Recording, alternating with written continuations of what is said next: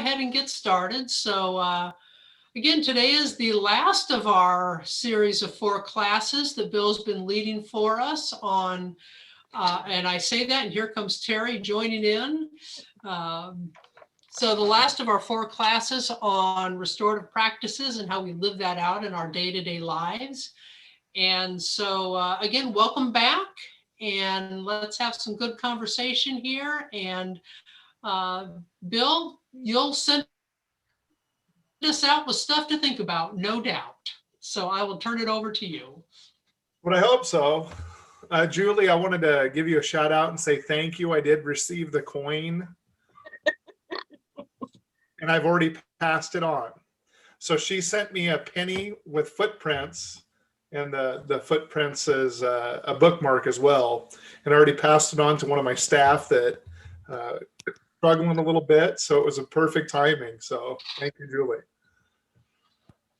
Cleaned out a drawer right after he talked about footprints. And I was like, oh, this is terribly painful to throw away bookmarks. But so it's like, be careful what you say you really need, because somebody might be sending it to you and they can't throw it away.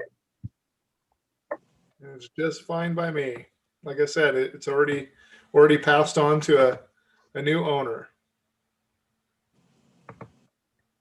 We're going to share this screen and get started from.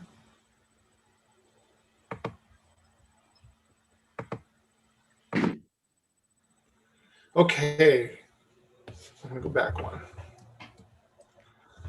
So the Gartner Magic Quadrant, that was weird. The Gartner Magic Quadrant? Gartner?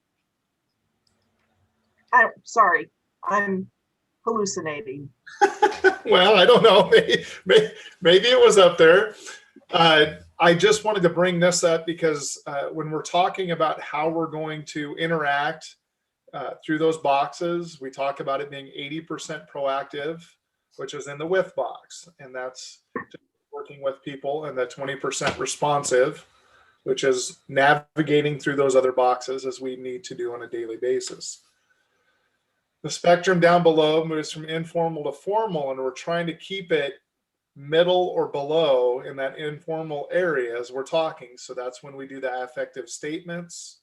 Again, those are those I statements, and trying to make for sure that we're putting it in a perspective that takes that defense mechanism out of people reacting to us and are capable of responding. And then those affective questions are drilling down and trying to get to what harm was done and just trying to have a conversation. And that's where it leads to those small impromptu conversations. So a review from last week or the past weeks. Who wants to take some shots at what are some of the key themes we've talked about over the past weeks?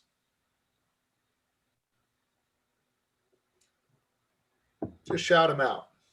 Relationships. Relationships is a very big key to this, yes. Words do matter. Yep, taking that step back too, and taking a breath so we're not reacting, we're responding. Listen. Yep, last week we talked a little bit. So you guys remember the social discipline window? Mm-hmm. Separate the deed from the doer.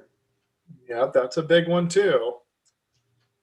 And that's on here, Mary Sue. You nailed. So I talked about relationships, but I also talked about fair process in those relationships, because fair process gives everybody a voice. And that feeling that your voice matters really changes the game when it comes to all relationships and how we handle things. Remember the difference between affect, feelings, and emotions? Affect is that initial response to a situation. Feelings are the things that are happening inside that we can't see, and those emotions are the outward expressions of feelings that sometimes don't match. That's why we need to be responsive. That compass of shame. two parts. Shame can be harmful, but also very important to the process. The shame that's harmful is the shame that when we're putting people kind of on notice in front of a bunch of people, that creates a reaction and people want to fight typically and aren't going to be able to be at their best. However, the shame that we want people to do is that they know that something happened and it was wrong. And so when somebody has that type of shame, then we know that we can work through the process of restorative.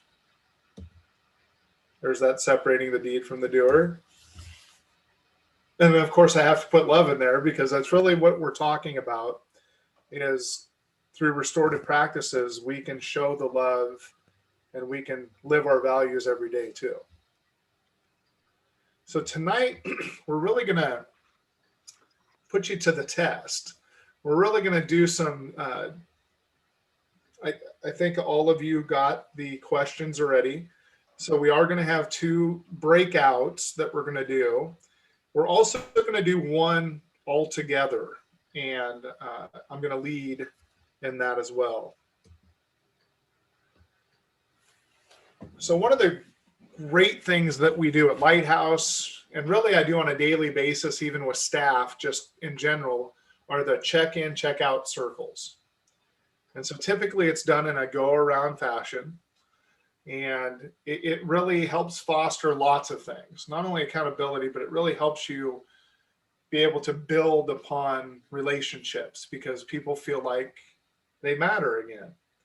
And we want it to be interpersonal and acknowledgments, all of those things matter. So tonight, we're going to do a check-in circle right away. So how are you feeling tonight? And what are you hoping to gain from tonight? Those are your 2 questions. How are you feeling? What are you hoping to gain? So on my screen, Sue is the first one. How am I feeling tonight? Well, as I mentioned earlier, a little tired. It's been a busy day. So not quite feeling my most alert and engaged, but that will change. So what I'm hoping to get out of tonight is, I guess, kind of not so much tying a bow on everything we've been learning, but kind of bringing it all together into a tighter nutshell that I could then take and run with. Thank you, Sue. Julie, you're next up. Oh, well, okay, I did not work today, but I did take Mark to Lincoln for his physical therapy, which didn't go very well for him, so he was very frustrated. Then we came home, then we turned around and went to Omaha, where you sit in your car while they look at your dog. So you alternate between freezing and turning the heat on, and kind of wiped out today. Looking for the next steps that I can do to move myself forward. Great. Thank you, Julie. Sorry to hear that it was a little bit of a rough day as well. Maggie, you are next on my screen. Well, how am I feeling? I'm feeling okay, besides the fact that I showed up to work an hour late today, not on time, not intentionally, but I got it wrong on my calendar, and I was met with grace, which was really good. And I agree with Sue, kind of tying things together. The window, the 4-pane window is very well in my mind.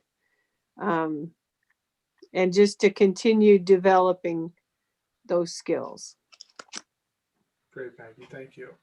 Mary Sue, you were next on my screen.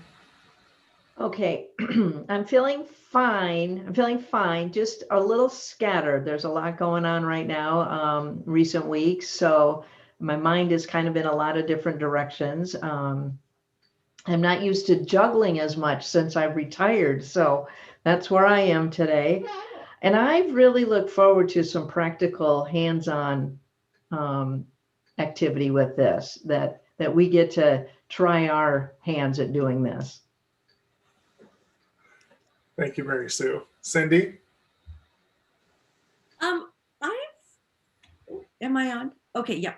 I guess I'm feeling accomplished because I've been working hard. I joined the Genesis Gym 28 days ago, and I've gone 20 days out of 28 as of today. Wow. Yeah. Woo-hoo. Thank you. I just really needed yes, of course, all women say lose a little weight, but I needed more of the stamina, the flexibility, the balance, but I needed that balance of life, of exercise, because I think I might be one of those people that kind of has that seasonal dysfunction disorder thing. So I feel good that I'm on the road to making it a habit. I've even signed up. I work with a trainer and and that's very fun. And tonight I just am continually, I think it's Mary Sue maybe that talks about being retired. Like a lot of these pieces feel like things that I did do in my classroom, whether it was with kindergartners or the college kids I worked with. Being retired this year and having our focus be on our moms, my focus be on our moms. I maybe am not having as many opportunities to use it, but I'm excited tonight just for more pieces that I can glean for whatever is in my future. And I apologize, Russ is not here. His mom's just kind of needing him tonight. So he's spending some time on the phone with her.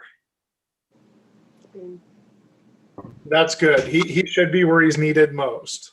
Yeah, she's, 80, almost 87 and lost dad in May, who was 8 days before his 91st birthday, he was on his third bout of cancer. She's a nurse she took such good care of him, and she's done amazing. But tonight he sensed that she needed him to call.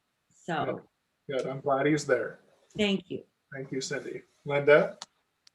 I'm feeling a combination of good stress and bad frustration. Good stress is I just started a 5-week course on the neurology of stress. It's very intense. So good stress and learning, and I love learning. Frustration in that I'm supposed to be on vacation this week. My clients know I'm on vacation, but there are several that are sending me 10 to 20 emails throughout the day. And acknowledging I'm on vacation and hope I have a good vacation, but simply won't leave me alone. Oh. Seriously. So I know. So that's what I'm feeling. And what I hope to gain is just constantly building on better communication. I just think it's something that I have never had a really good grasp on. And I'm always looking at better ways to communicate in a more positive way. I like that. Yeah. I like that. Thank you, Linda. Sherry, you're next up. Okay. About a year ago this time, I basically retired, quit my job, whatever you want to say, to stay home with my grandkids because school had closed because of COVID. And what are we going to do about them daycare wise? And we wanted to keep them safe. And here we are almost a year. The girls have gone back to school and have been doing great. Charlie, my little 4-year-old, is going to start preschool next week. So I'm at a fork in the road. What am I going to do now? So I'm not very good at not planning. I plan a lot. So I thought, okay, I'm going to wait till this is all done. And then about 3:30 this afternoon, my office where I worked at said, when's he start school? And I said, well, he starts preschool next week. And Brenda said, can we talk Monday? Because we really have something we want to talk to you about. So now I have to decide, do I want to go back to that? Do I not? I mean, I'm honored that they asked. I don't know what the particulars are yet. Or do I want to sit and wait for a couple of weeks? I don't know. And how did I get this old? So yeah, it's a weird graduate. Well, really, I mean, seriously. So I don't know, all sorts of changes. And what do you hope to gain from tonight? I would, when we got done last Monday, no more than 5 minutes after we were done, I talked to a friend who is wintering in Arizona and is being honestly brainwashed by a next door neighbor who believes in the QAnon stuff, in the full blown conspiracy theory. And I listened to her tell me the crazy, like lasers coming out of the sky stories. And this is not what, and I used some of the things that we learned to listen to her, but she wants to call and talk about it again. And I'm like, oh my gosh. So I'm hoping to learn how to keep the friendship and yet keep the distance. And she's just one example, but was, like I said, I no more and had the iPad turned off 5 minutes and she called. So anyway. Well, we'll hope to give you some more tools to be able to manage that. Thank you. Instead of going, are you kidding me? So anyway. To say that too. Yeah, I know, but somehow I think that would change the friendship forever. And it may. Yeah, I mean, it may anyway. Pam, you're up. Okay. Well, I'm feeling much better today than I did over the weekend. I had some kind of flu-ish type thing where I couldn't walk and was very sick. And so I'm feeling much better, and I'm just worrying about my dog. And I was able to tell Sherry all my problems yesterday, and she solved all of them. So I'm set. I definitely want to figure out more and more and practice because I've got my son and to deal with how to talk with him, and as we go forward, how to work with him to sort of help him see where to go forward, and also with my brother. And it's a little different because I have never dealt with a person. My parents didn't have dementia, and unfortunately my brother has some dementia, and so I'm finding I have to think twice the way I talk. And so some of these things I think will work to make that relationship strong. We're in a good place, but I have to sort of step back and figure out how to approach some of the things he says. Yeah. So that's what I'm looking for. Okay. Thank you, Pam. Terry, you are last but not least.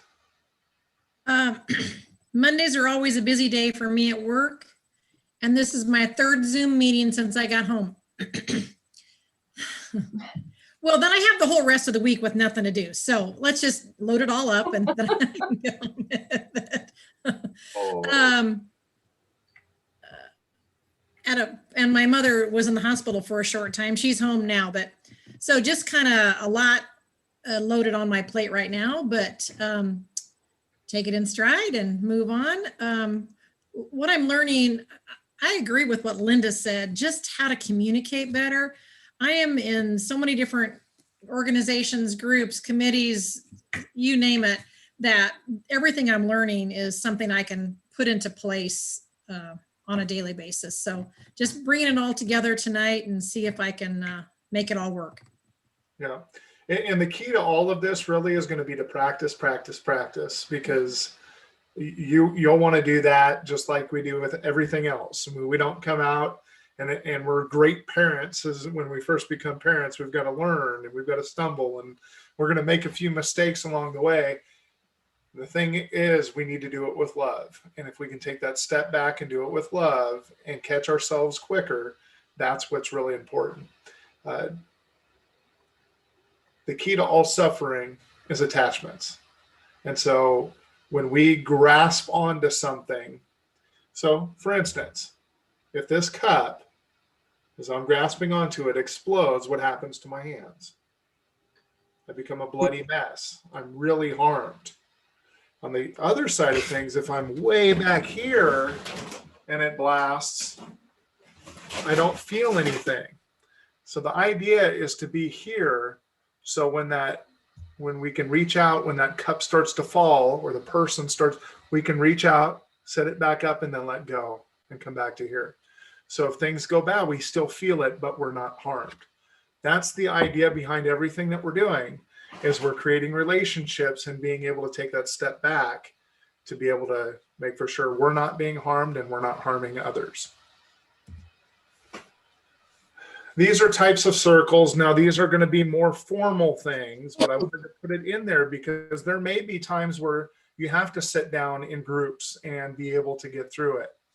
So the proactive circles, of course, are going to be the with ones. So at church, we might want to get together and talk and brainstorm about programming or better ways to greet or whatever it might be. That would be a proactive circle, right? It doesn't have to be because we're dealing with harm or the potential for harm. It could be just for gaining insight into things and gaining input from other people. The responsive circles are when attention is necessary. So when harm's caused or something happened, for instance, at the church, that we're going to get together and talk about how are we going to respond to these situations that are happening, so then we can get more input and that type of stuff. Sequential just really means that it's going to go in order. So I'm going to start to my left and we're just going to go around the circle. Non-sequential is what I like to call popcorn, kind of like what we did tonight. You just throw it to somebody just randomly and they get to go. So rather than me going in order like I did on my screen, I would just shake it up and go from Pam to Cindy to Terry and just kind of go all over the place. Fishbowl is one of my favorites, and it's stuff that we do at Lighthouse all the time, or sometimes I do it at home, is I sit in the middle and have chairs around the outside and have an open chair in the middle with me. And I pose a problem and say, like, Peyton, so I have a problem and here's the problem, and I'd like you guys to give input on solving that problem. And so one by one, people come to the empty chair and give input. And after I tell them what the problem is, I don't get to talk. I just have to receive, write things down, because it forces you to listen more, forces you to get outside your own box of thinking, I know how to solve this problem already, and really just to listen. And then at the end of it, you reflect back what you heard and ideas of potential ways that you plan on using that. I love it. It's fun. It's very interactive. It just gets people up and moving, but you can use it in a lot of different situations. So really, when you guys are thinking about how you might utilize this and just ways of utilizing this in a daily, it could be for anything. It could be for game night. It could be during Thanksgiving. It could be, I mean, it's literally any time. It does not have to be just when harm is there. So we've come to that first point in the night where we're going to get together and we're going to break up, because here's one of the things that I believe that we can utilize. And so we're going to break up into just two groups tonight, and we're going to define what ritual means. And then what is a ritual you have with family and friends? What's the importance of ritual? What does it provide? How can you create rituals in your setting using circles or impromptu conversations? Because it doesn't necessarily need to be just big circles, but one-on-ones or a couple people. And then I thought I'd throw this in there because I think it's very much needed, is what kind of rituals can we use at church? So I'm going to stop sharing because these were all sent to you. So hopefully you still have them, or at least one of you in each group has it. And then I'm going to go ahead and do 2 breakout rooms.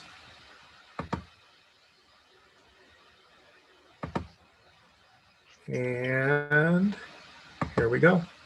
So when I'm listening to each of you talk a little bit, it's funny how I'm really setting you guys up like in volleyball and waiting for you to spike it. So as I'm listening to you, I keep smiling over here because really rituals are important in our daily lives, and they become super important when we're talking restorative, because as many of you said, as I listened to, it creates that safe environment for people to know kind of what's next, and then they're willing to open up in a different way. When we go into unknown environments, we typically don't want to talk. It's uncomfortable. Cindy talked about she doesn't like going out because a lot of times if she doesn't know what that restaurant's like. She doesn't really want to go there because she doesn't know the rituals or how things go there.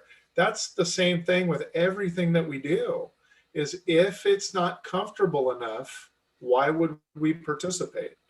So when we're thinking about how we're approaching family members, friends, strangers, whatever we might be using restorative on, we should think of maybe an opening line or a way to really get things to become more comfortable. You know, a lot of times with my kids at Lighthouse, I always start out, you know, I love you. Everything that I do is because I love you and want you to be safe here. And that's how I started, just to make for sure they understand this is a safe place. And that gets them to calm down, because here I am, the boss, coming to want to talk to them. They start thinking, oh, principal's office, I'm in trouble. And so if we set the stage with some sort of ritual, could be a word, could be a question, could be an icebreaker, that will set the stage for people to share in a different way. That's why rituals are so important in what we do. I am going to share this screen again.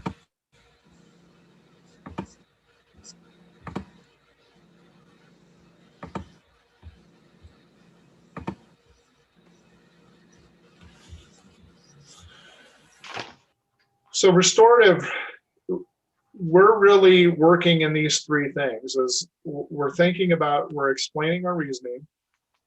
We want to be upbeat or loving, is what I always say. And we have to understand that resistance really has to do with fear. And fear is future events appearing real. So when we're dealing with people that have limited power in situations, which are young people, sometimes strangers, when they view us as an authority figure, they're thinking in their mind, they know how this talk is going to go. They already think they understand what the outcome is going to be before they get there, because they are going on past experiences with other people in their lives. So that's why I always try to go into it with love first, is because I understand the person sitting across from me is scared and they're living in fear, future events appearing real. So we need to see that resistance as that, and not people being combative. It's just they don't quite understand where this is going yet. And so that's why restorative, when we bring you in, things calm down and become safer. Secrets to success. I figured this is going to be really easy, right? Be clear. Be clear with your topic and what you're hoping to accomplish out of it. Be positive, even if they're not being positive to you. You be positive, set the tone. Keep things on track. Things are going to go off the rails. People are going to go on different tangents. That is okay. Having some of that's fine, because that's creating some comfort levels. It's just reeling it back in and say, okay, I appreciate that conversation. Now let's get back on track. Mary Sue's really good at that, by the way. So if you guys need somebody to help you get right back on track, she's very task oriented, and I love her. And that's why I always want her on committees with me, because she'll keep us rolling. Get allies. So get people that you know that they might be more comfortable with if there's going to be tough conversations. Make for sure that you're creating that safe environment. And that's what and sometimes allies is going to help you have that confidence too, as you know somebody's got your back, so you can be more comfortable in what you're doing. Silence is the one thing that most people don't like. And I'm telling you, it's one of the most powerful things that you can use. Please use it. Don't try to rush it along. Silence is very important. Even if it is uncomfortable silence, it's getting you there. My son, we had a moment just this last weekend where there was some uncomfortable silence. And he even said, "Why is it so quiet right now?" I didn't answer. I just let it keep going, because then he answered the question at about 5 minutes later. So utilize that silence. It's very important. Active listening. Again, you have to help getting people through their emotion before you can start getting problem solving. So if you're not helping them through their emotion and you're not validating their feelings, you're never going to get anywhere. So active listening is very important. And then the body language. You're going to know by body language if what they're saying is matching. So if they're uncomfortable and they're talking to you, you know there's more to it. So please pay attention to when people are doing that, because those are telltale signs that there's more going on. And don't think that you can't say something like, oh, I noticed you're tapping your foot. Is there something that you would like to talk about away from this? Is there something bothering you? Because again, it's acknowledging that you're seeing that they're uncomfortable, and that's okay. Sometimes that's all they need to be able to move on. Secrets to success. Now, again, I will send you the PDFs tonight too, so you're going to have all these slides. So you don't have to write all these down. You will get them. So here's another group exercise. Would you like to break into 2 groups again, or do you want to do this as a big group? Big group or 2 groups? Big group. Let's do it as a big group. Big Okay. group. Perfect. So our purpose is to create an understanding of what respect looks like. So think of a time when you felt respected. Think of 1 or 2 words that describe that experience for you. Just 1 or 2 words. Think of a time when you felt disrespected. Again, think of 1 or 2 words that describe that experience. So we're going to start with those 2 first. So when you felt respected, what is a word or 2 that you would use to describe that experience? Just 1 or 2 words. Acknowledged. Acknowledged. Valued. Confident. Affirmed. Listen to. Happy. Empowered. Mm-hmm. And cared about. I would use the word validated. Those are great words. How about the opposite now? Disrespected. What's a word or 2 that you would use? Disappointed. Frustrated. Put down. Dismissed. Angry.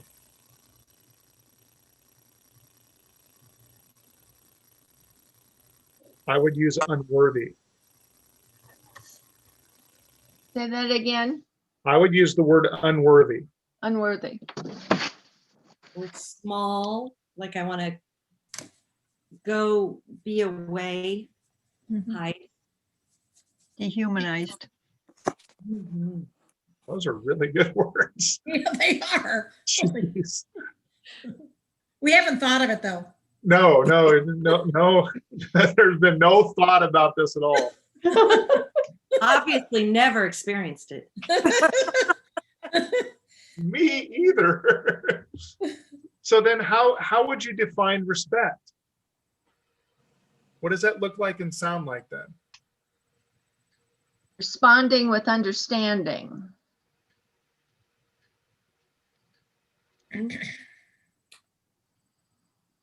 Given deference. Is that how you'd phrase that? Any other thoughts on how we would define respect? Mutual listening. It's an earned honor.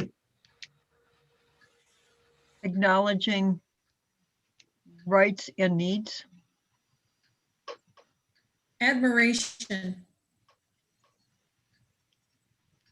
Or isn't it back to the Bible of treat others the way you want to be treated? That a comfort level. Part of it is just truly seeing the other and know that they're seeing you.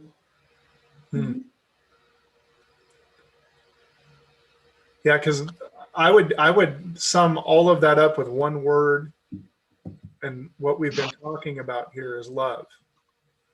Because if we truly do love, and we're truly trying to meet people where they're at, and we're gonna value who they are, that's how I would see respect is true love. Because I think about, again, I'm gonna go back to that homeless person, just because that's somebody that typically gets under people's skin, is in their face, and sometimes brings out the things that we wished were better in the world and in society. So if we could love that person, typically respect is there too. There's a mutual understanding and caring. You guys are amazing people, by the way. You know that? So then how would you show respect?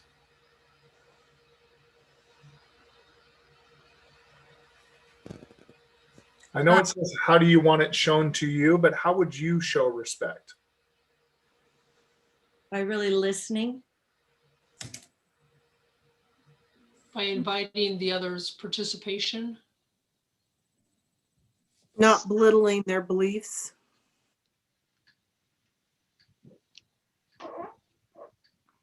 That one hits me pretty hard, coming from a Christian background myself and having lots of different dichotomies in my life of people that are all over the place along that, and really listening and allowing somebody to have their belief system and be real with them, right? Be present with them rather than trying to say, no, my belief system should be the way you think. That's important. Seeking their input.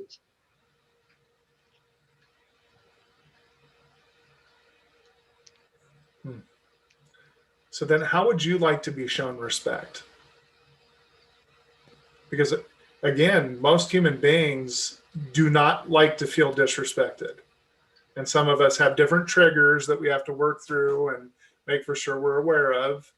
And sometimes the disrespect is real, sometimes it's not because of those triggers. So how would you like to be shown respect? Being By loved. having someone really listen. So I heard having somebody really listen, and then I didn't hear the other one. I said being loved. Being loved.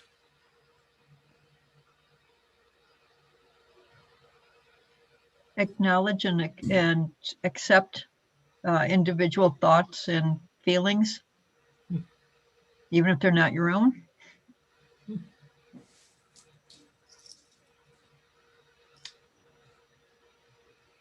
Yeah, I like that.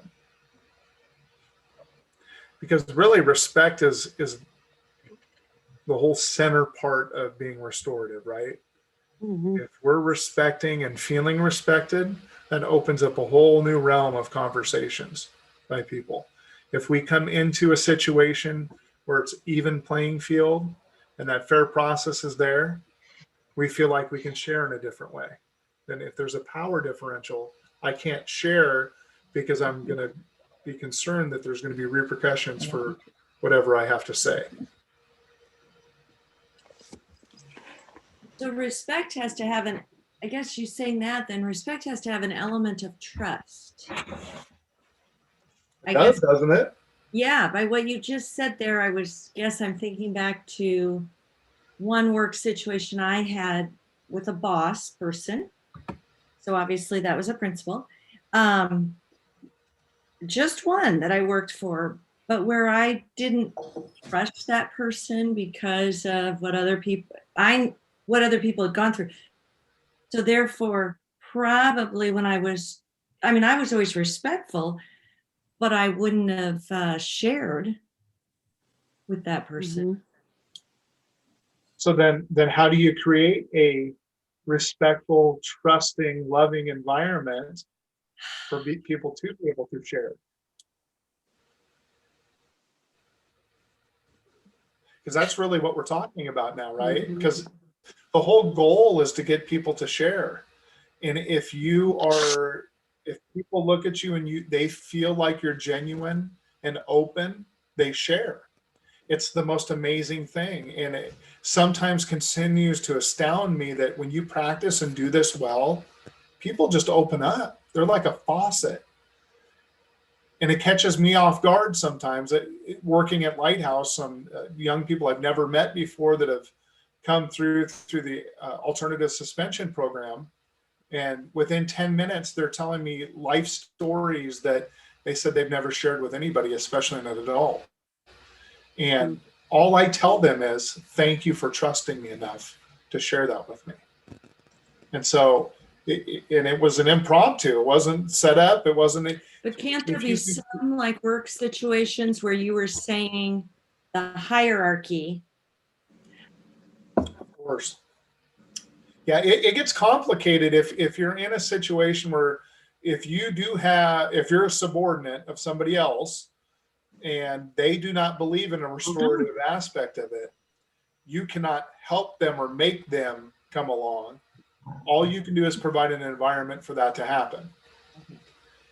I mean, they're going to be who they're going to be. And if they have the ego involved, either edging God out or edging gains out, depending upon how you're looking at it. That's right. You really just have to go with it and help create an environment that change can happen. Again, we can't make everything work. We can't help everybody along. Every relationship we have isn't going to be restorative. Sometimes we're going to have boundaries up and live more in the 2, not in 4 box than we can with the with.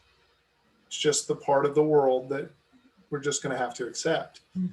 What we're going to try to do is we're going to try to be as restorative as possible. That's the whole goal, is how can we live life through love and help people just feel like they belong and have a voice. That's the ultimate goal, is you're worthy, you matter, I'm here to listen and here to help you through it. If they don't want to come along, there's nothing I can do about it. Mm-hmm.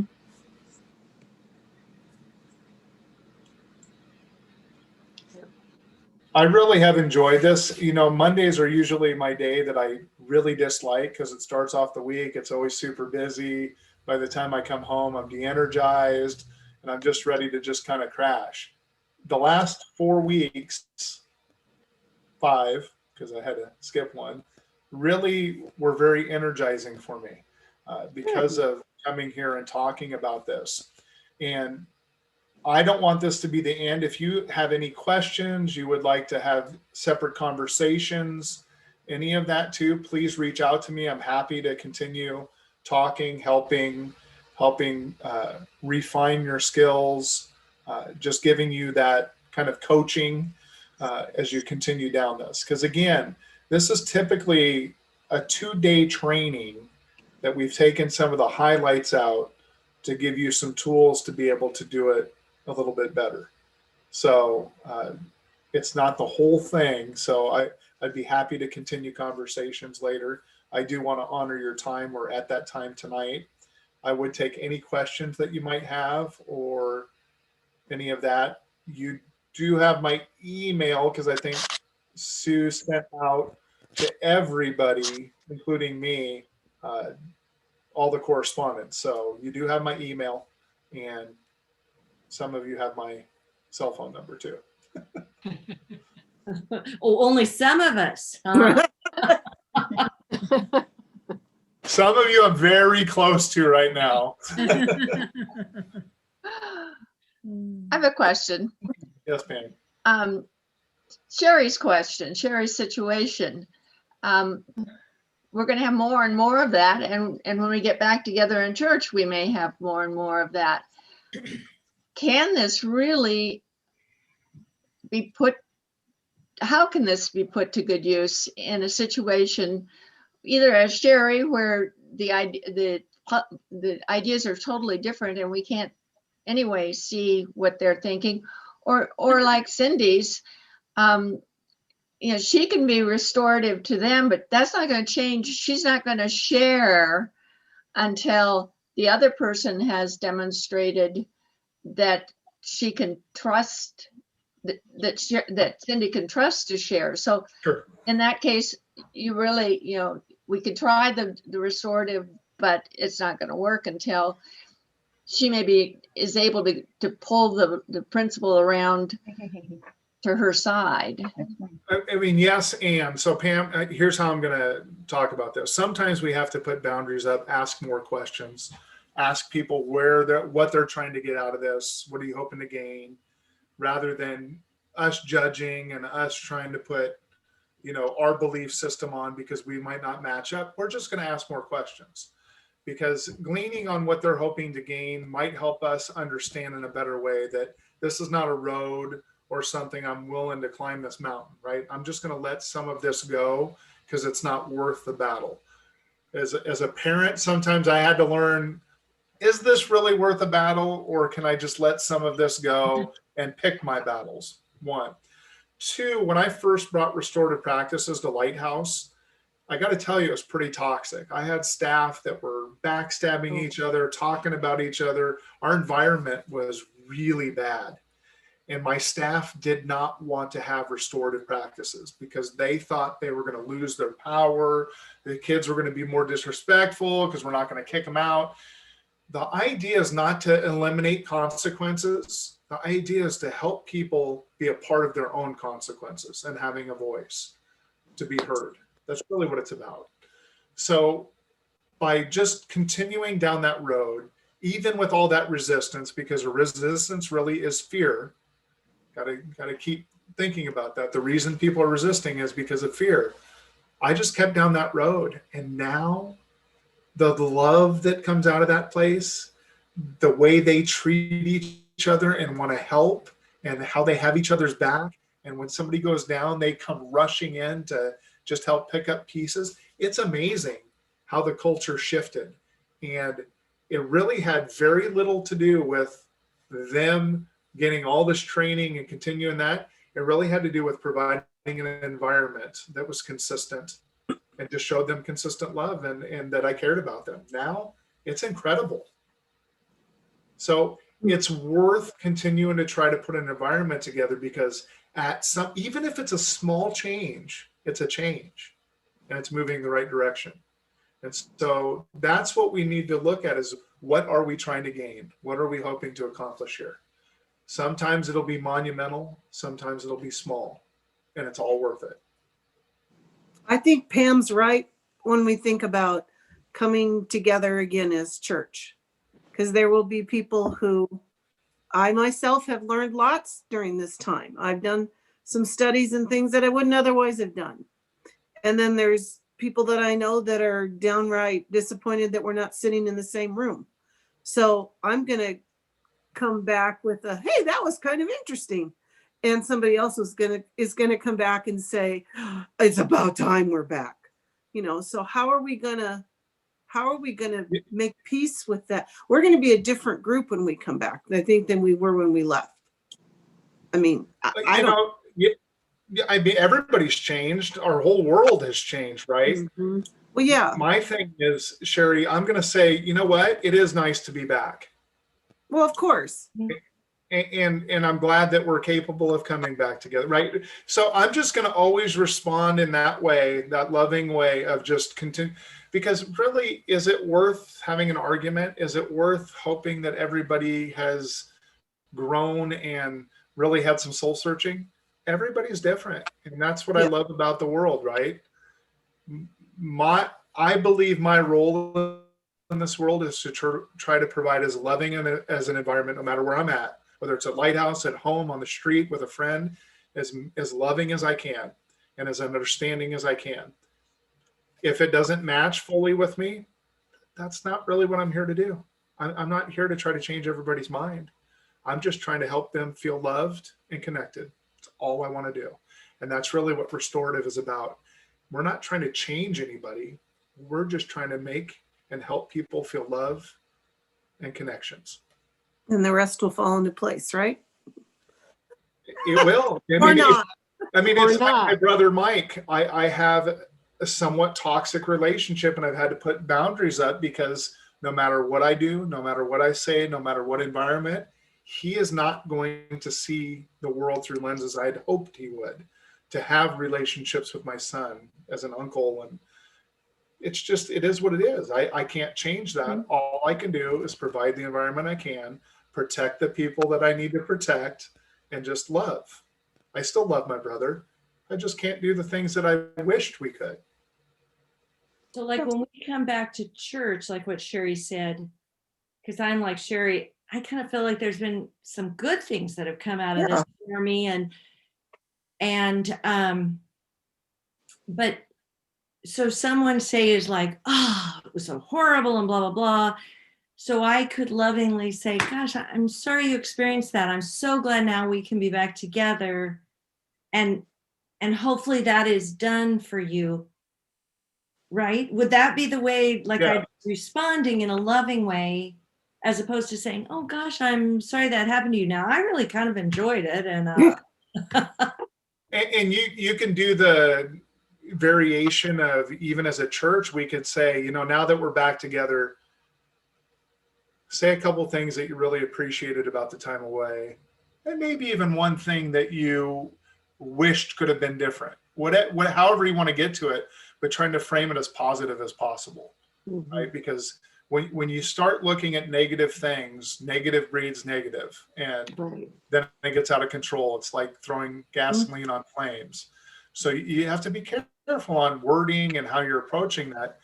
But really, even if you just wanted to keep it, what were a couple of things that you appreciated about the time that COVID provided us?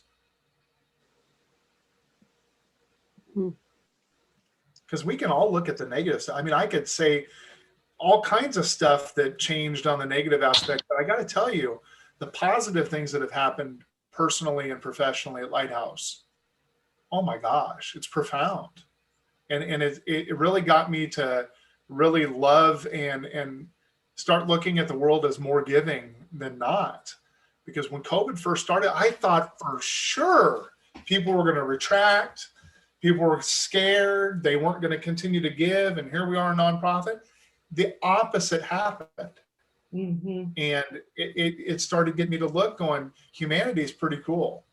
When we give the opportunity for them to have healthy, positive things, it happens. And so I think expecting good is going to bring good. And so I think as we come back together as a church, let's expect good to happen. Let's think about, hey, isn't this wonderful that we're now capable of worshiping under the same roof together, more like normal rather than what we had to go through together. And look at what we've gone through together. And now we're on the other side. So when we frame things positive, positive is going to happen.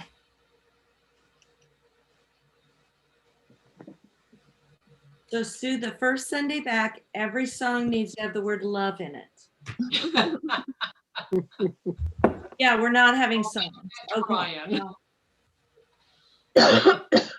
Well, one of the things that is my hope for where we go from here is that somehow we have an opportunity for anybody who wants to continue trying to put these skills into practice and continue to learn more skills, an opportunity for us to do that in a group setting, a small group setting, which is what we are at the moment. We're a small group. Thinking this is not going to be, it's not going to be a time where we get together for a lecture or presentations and stuff, but it's like, okay, this is what I'm working on, struggling with this skill or this, and how can we learn from each other and help each other? Because like pretty much anything, you could go in a whole bunch of stuff right up here, but until you put it into practice, it just stays up in your head. If it even stays there. In my case, if I don't put it in practice, I lose it, I forget it. So I need to figure out how that's going to work, but you're all on my email list, so you'll be getting that invitation at some point, hopefully not in the too distant future. And then anybody who wants to just support each other as we try to put these kinds of things into practice can be a part of that group. And Bill, I anticipate talking to you about, are there little things that we can, stick in that to kind of help us along? So heads Well, up. and I'd be happy to be involved in any way, shape, or form you'd like me to, Sue. Wonderful. I would even, lead in some love circles. See, love circles. Perfect. That sounds like the 60s. I don't know. Oh, Cool, man. Well, I'm going to say thank you so much, Bill, for doing this class. This has been wonderful for me, and I gather from others as well. And certainly a lot of stuff to think about, but also a reminder that it's always a matter of practicing love in every situation we're in. And sometimes it's going to be easier than other times. But what can we do to continue practicing love in every situation we're in? So we've definitely got our marching orders. Look for me in the next few weeks for something about a forum for us to continue to get together, whoever wants to, however often you want to, and we'll see if we can continue to support each other as we put this stuff into practice. This is, to me, part of what it is to be a disciple. Is how do we practice loving each other? So again, thank you, Bill. Thank you, everybody, for joining us. Thank you. Thank you, Bill. Thank I'm gonna you. actually close you, my Bill. word of prayer this time. So let's take a moment in prayer. Gracious God, we thank you so much for this opportunity we've had. Thank you for the sharing that's gone on in the large group, in our breakout groups, and the trust we've had in each other. We pray that as we continue to think about these things, that we might find ways to put little bits and pieces into practice in our lives, that we might be better at loving others in your name. So be with us as we continue to grow from this experience. Amen. Amen.